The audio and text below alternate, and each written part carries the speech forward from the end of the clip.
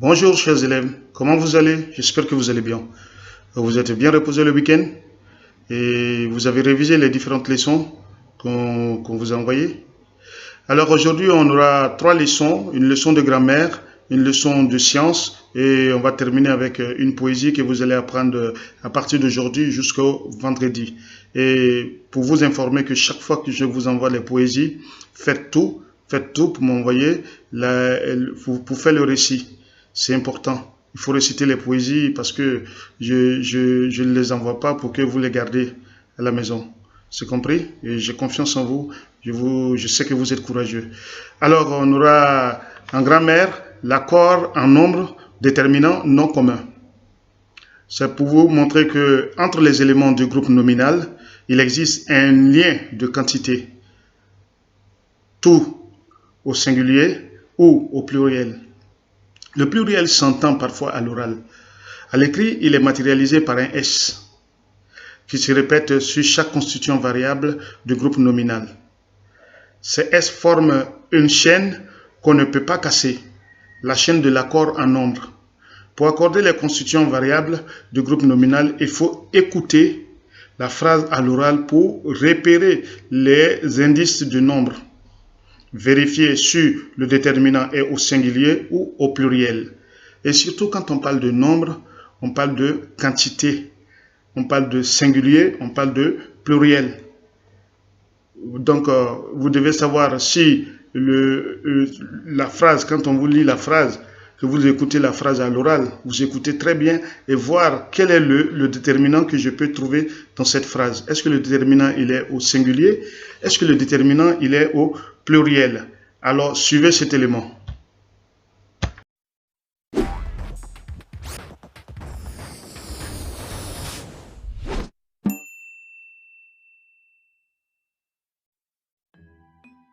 Bruno, Joël.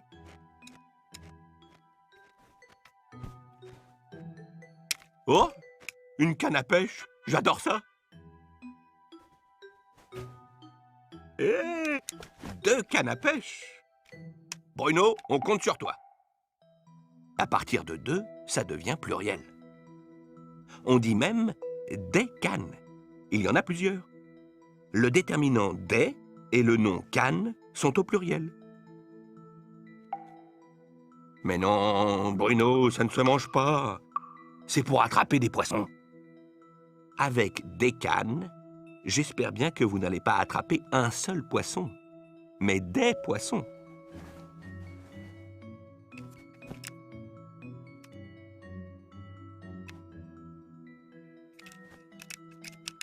Oh, un poisson, 2 poissons, 3 poissons, bravo! Vous voyez, le déterminant précède toujours le nom. C'est lui le premier qui indique le nombre, singulier ou pluriel. C'est lui qui déclenche le signal de l'accord. C'est la chaîne d'accords. Impossible de séparer ces 3 glaçons. C'est comme la chaîne d'accords. Impossible de la casser.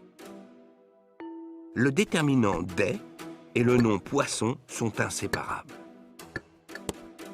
Vous voyez, quand le sens change et passe du singulier au pluriel, le déterminant et le nom changent aussi. C'est une autre manière de pêcher. Tu as raison, Super Joël. Le S est la lettre qu'on ajoute le plus souvent au nom pour marquer le pluriel.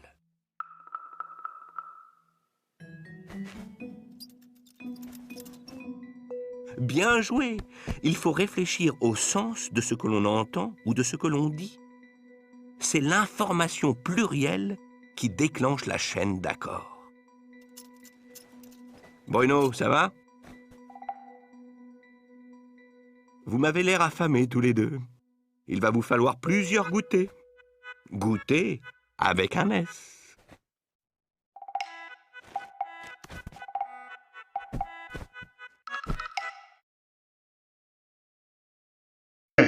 Le deuxième élément nous montre que la marque du pluriel des noms, qui se répète sur chaque constituant variable du groupe nominal, peut être un S, soit un X, quand le nom se termine par E ou par O.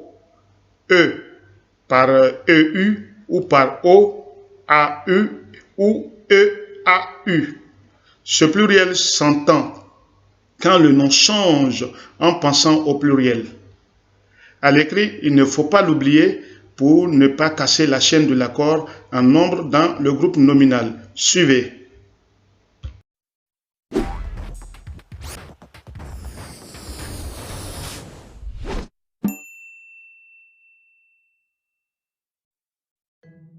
Bruno? Joël? Oh, la jolie pagaie. Dis-moi, Joël, il y a de la promenade en bateau dans l'air? Oh, ça tombe bien, un bateau. 2 bateaux. Bienvenue à bord. Oui, Joël, tu as raison. Ah, la curiosité des otaries. Bonne remarque, Joël.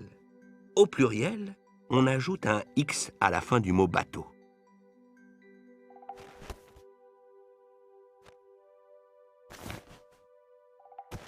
Youpi! C'est parti pour une belle descente sur glace.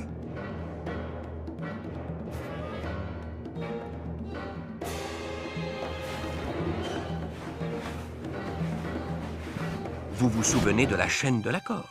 Quand le déterminant singulier change et devient pluriel, le nom commun change aussi et devient pluriel à son tour.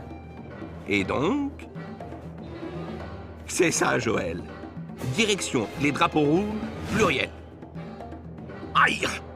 Des poteaux avec des corbeaux. Attention à ces maudits oiseaux. Vite, Joël. Il faut sauver Bruno. Bravo! Tu as tout compris, Joël. Avec les mots terminés par O, E-A-U, c'est la lettre X qui sert à orthographier le pluriel. Comme dans drapeau, poteau, corbeau, oiseau. Tiens, un chameau. Mais que dis-je? Des chameaux. Un feu. Des feux. Ah ça, Joël, bonne initiative.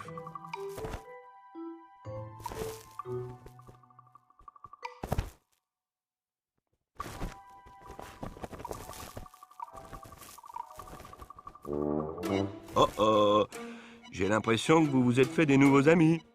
Vous avez certainement plein de choses à vous dire. Alors adieu.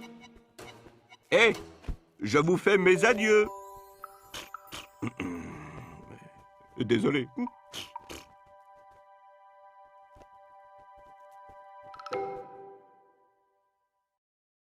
Pour accorder les constituants variables du groupe nominal, il faut écouter la phrase à l'oral, repérer les indices du nombre, vérifier si le déterminant est au singulier ou s'il est au pluriel.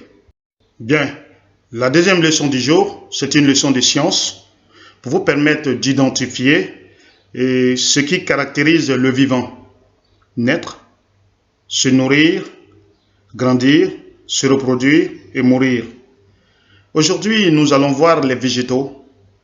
On saura que c'est des êtres vivants. Nous allons connaître le vivant et le non-vivant, ce que vous avez appris en CE1. Le non-vivant n'a pas besoin d'être arrosé et le vivant a besoin d'eau pour vivre et grandir. Tous les êtres vivants ont besoin d'eau. Ils naissent, grandissent et se nourrissent. Les plantes comme les êtres vivants meurent aussi.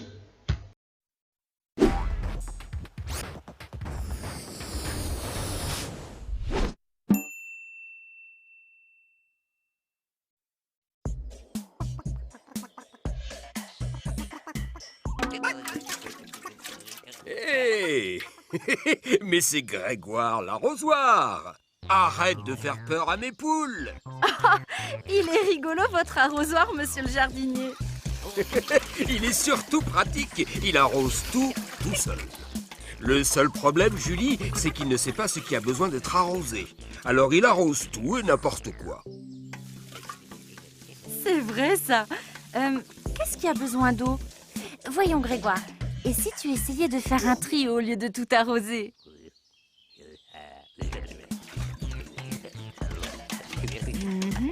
Et Et pourquoi ce choix, Grégoire? D'accord. Si je comprends bien, tu as décidé d'arroser ceux qui ne bougent pas. Mais nom d'un épouvantail, Grégoire! Tu peux me dire à quoi ça sert d'arroser un caillou? Il faut que tu recommences ton tri. Ah, on progresse. Cette fois, il y a d'un côté le non-vivant, le caillou, la voiture, l'ordinateur. Eux, inutile de les arroser. Et de l'autre côté, les êtres vivants qui ont tous besoin d'eau pour vivre et pour grandir. Eh non, Grégoire! Ces deux-là préfèrent boire plutôt que d'être arrosés. Tous les êtres vivants ont besoin d'eau. Ils naissent, ils grandissent et ils se nourrissent.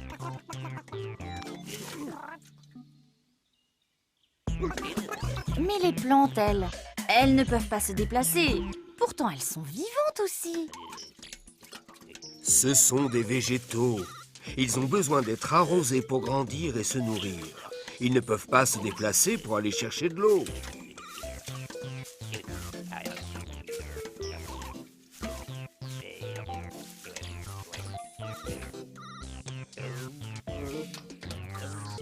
Eh oui, les plantes, comme tous les êtres vivants, meurent aussi. Tu comprends, Grégoire? Formidable! Cette fois, tu ne t'es pas trompé. Merci, Julie. Grâce à toi, Grégoire n'arrosera plus que les végétaux. Avec ce deuxième élément, nous allons voir le cycle de vie des végétaux. Comprendre le cycle de vie d'un végétal, retrouver les différentes phases de cycle de vie d'un végétal, comprendre qu'un cycle de vie concerne tous les végétaux, reconnaître les différentes parties d'un végétal, racines, tiges, feuilles, savoir observer, décrire, dessiner ce que l'on voit. Le cycle de vie des végétaux. C'est parti.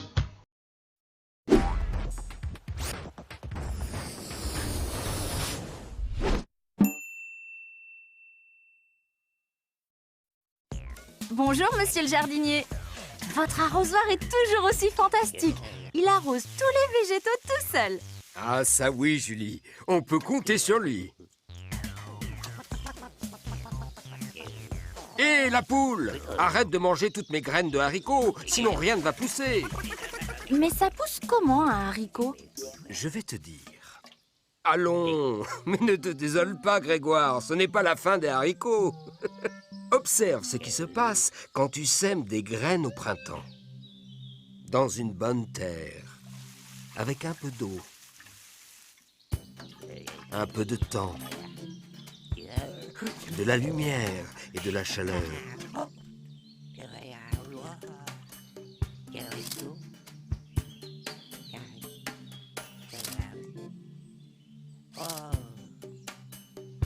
Oh, nous voici déjà à la fin du printemps. Et maintenant, c'est l'été.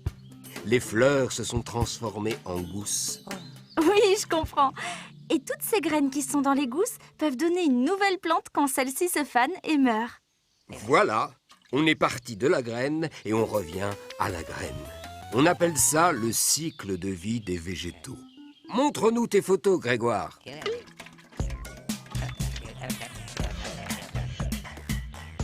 Ah oui! On voit bien la graine. Puis les racines, la tige, les feuilles, la fleur, la gousse et enfin, à nouveau la graine. Vous avez raison, monsieur le jardinier, c'est vraiment un cycle.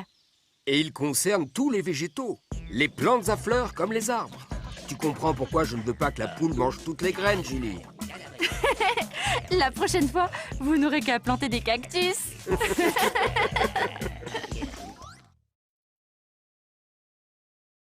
Nous allons terminer cette séance avec ce dernier élément, en science bien sûr, les besoins vitaux des végétaux. Vous permettre de comprendre qu'un végétal en tant qu'être vivant a des besoins. Savoir identifier les besoins des végétaux, eau, chaleur, lumière, terre, Comprendre que la chaleur et la lumière sont deux facteurs différents, mais tous deux apportés par le soleil. Savoir observer, décrire et dessiner ce que l'on voit.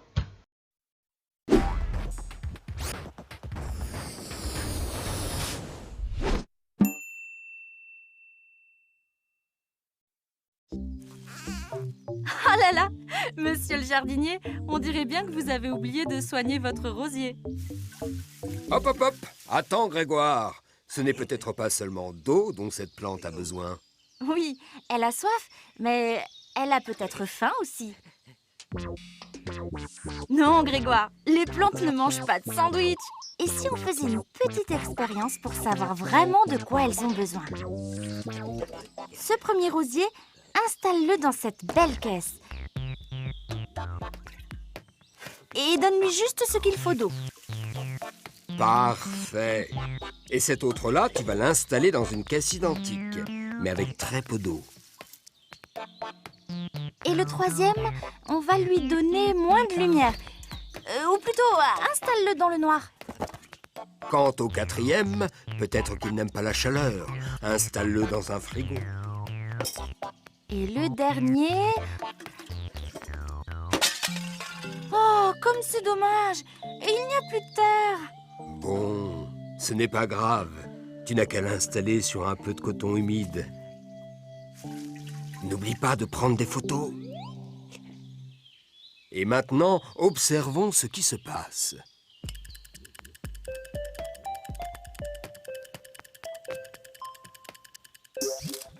Oh, cette première plante se porte à merveille! Regarde comme elle a grandi!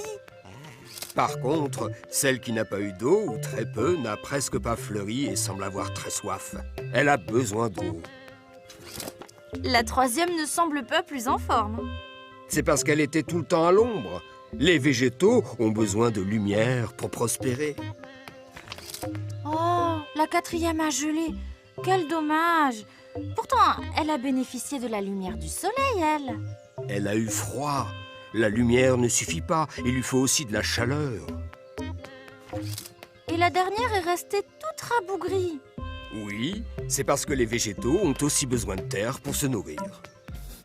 Formidable! Maintenant, Grégoire sait tout ce dont les végétaux ont besoin.